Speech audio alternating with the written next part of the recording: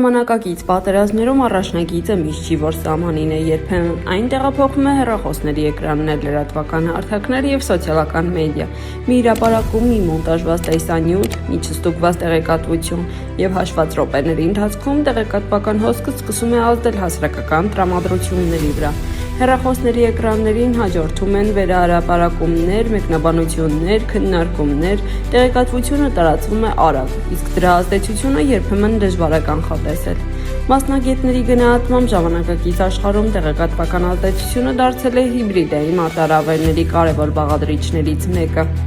Ինչ է տեղեկատվական պատերազմը։ Տեղեկատվական պատերազմը տեղեկատվության միջոցով ազդեցություն գործելու գործընթաց է։ Այստեղ պայքարը ոչ միայն տարածքների, այլ նաև հասարակական գիտակցության համար է։ Օգտագործվում են տարբեր մեթոդներ, ապա տեղեկատվություն, հոգեբանական ազդեցություն, քարոզչական մեխանիզմներ, ինչպես նաև թվային միջավայրում համակարգված տեղեկատվական գործողություններ։ Փորձագետների կարծիքով տեղեկատվական անվտանգության մակարդակը կարող է անմիջական ազդեցություն ունենալ հասարակական դիմադրողականության վրա։ Տեղեկատվական պատերազմի տեսակները։ Հոգեբանական ազդեցություն։ Տեղեկատվական ազդեցության հիմնական ուղղություններից մեկը հոգեբանական ներգործությունն է։ Վախ, անվստահություն, լարվածություն, այս մեթոդների հիմնական նպատակը հասարակական տրամադրությունների վրա ազդելն է։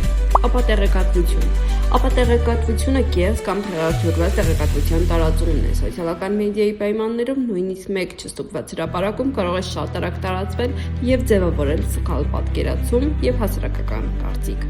Քարոզչությունը կիրառվում է հասարակական կարծիքի վրա ազդեցություն ունենալու նպատակով։ Տարբեր ժամանակներում այն օգտագործվել է քաղաքական, ռազմական եւ տեղեկատվական պայքարի շրջանակներում։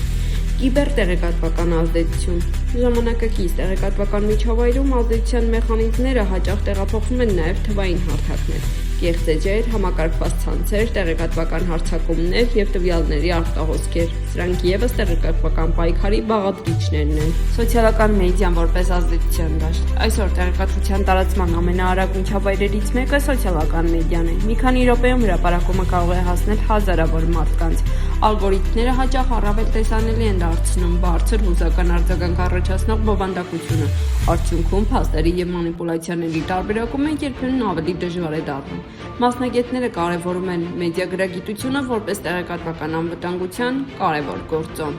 Ինչպես նվազեցնել տեղեկատվական ազդեցության ռիսկերը։ Տեղեկատվական միջավայրում կարևոր է պահպանել զգոնությունն ու տեղեկատվական կարգապահությունը։ Մասնագետները խորհուրդ են տալիս ստուգել տեղեկատվության աղբյուրը, համեմատել տարբեր հրապարակումներ, ուշադրություն դարձնել պաշտոնական հաղորդագրություններին եւ խուսափել չստուգված տեղեկատվությունների տարածումից։ Տեղեկատվական անվտանգությունը սկսվում է յուրաքանչյուր օգտատիրոջ պատասխանատվությունից։